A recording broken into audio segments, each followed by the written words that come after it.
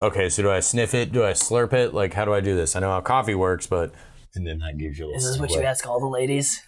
I'm Matt Bois. I'm Michael Angsty. And this is We Am Boys.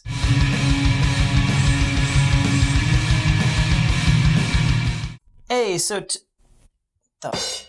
Jesus Christ. So today, we're going to be talking about some of the music that we were listening to. I go and see Soulfly and talk about Soulfly and Sepultura, the Cavaleras, and my experience at the concert, and how we both got into metal.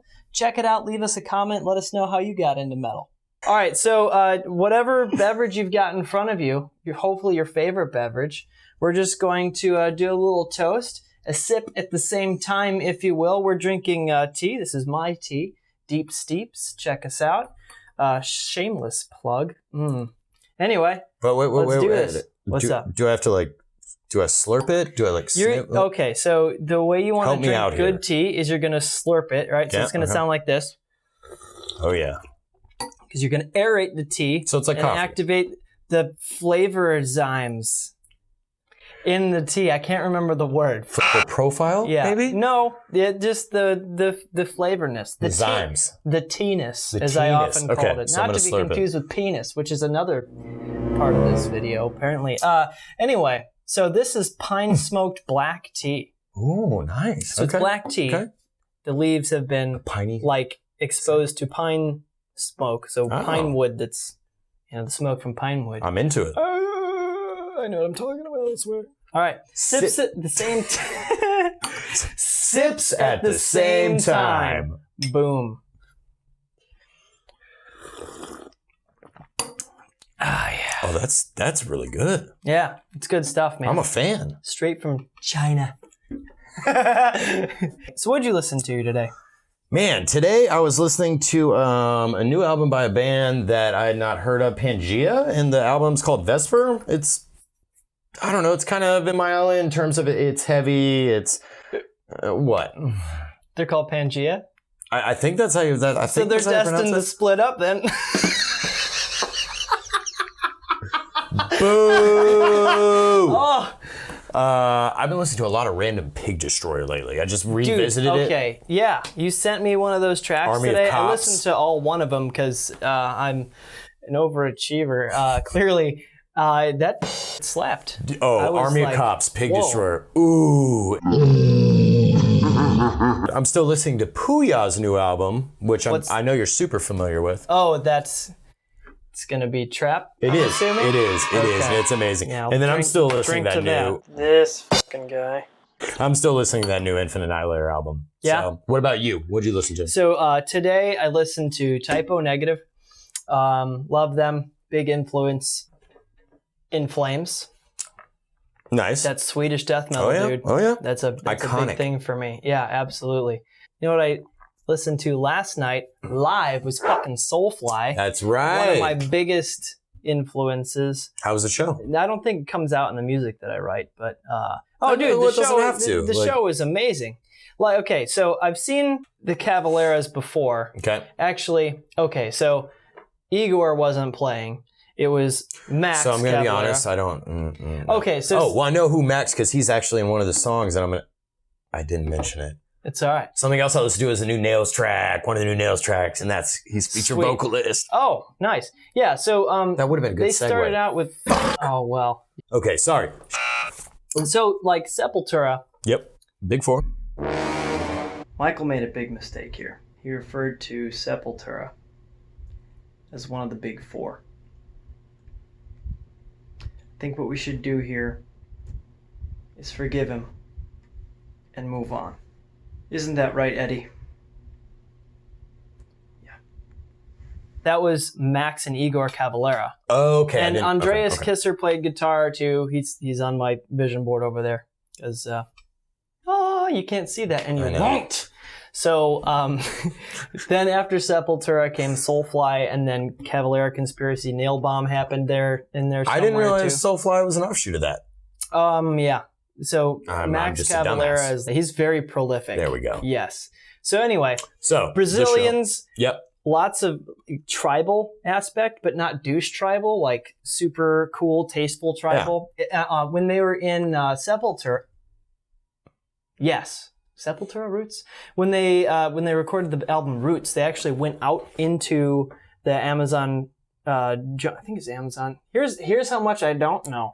They went out and like hung out with real tribes. Yeah. Like, they got a permit to do this from the Brazilian government. Oh, I'm sure they have to. And like use the traditional instruments in those albums. How anthropological. It is fucking amazing. In the album, they've got a song called Hata Mahata. It's spelled with an R at the beginning, but in Brazilian Portuguese, R at the beginning is an H.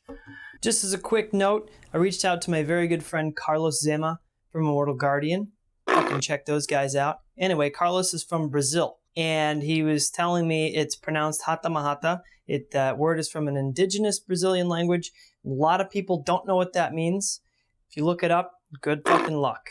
But anyway, it's a feeling of having pride in oneself and where you come from. The more you know. Teaching y'all things. I don't do words well. Anyway, You should have said it in Kermit. No. That was Ray Romano. I'm all over the place, dude. I've had so much fucking tea today, dude. I am tweaking. So, like Peter Griffin, I'm fucking ready. Anyway, so the show was really good. Max played a traditional instrument called I think it's called a berimbau. It's a stick with a string and a gourd at the bottom, and you play it with a stick and a stone. And it sounds interesting. If I remember, it might just be a stone, and then like you. I don't know. I was drinking, you know. The crisp got to him. Not even tea. It was rum. Oh, and beer. No wonder. Yeah. No wonder. No crisp today, though. No. Tea. Uh-huh. Deep Steeps tea. Exactly. Anyway, check out Soulfly if you haven't.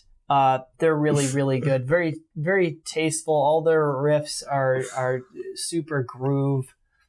All right. Really gets the crowd moving.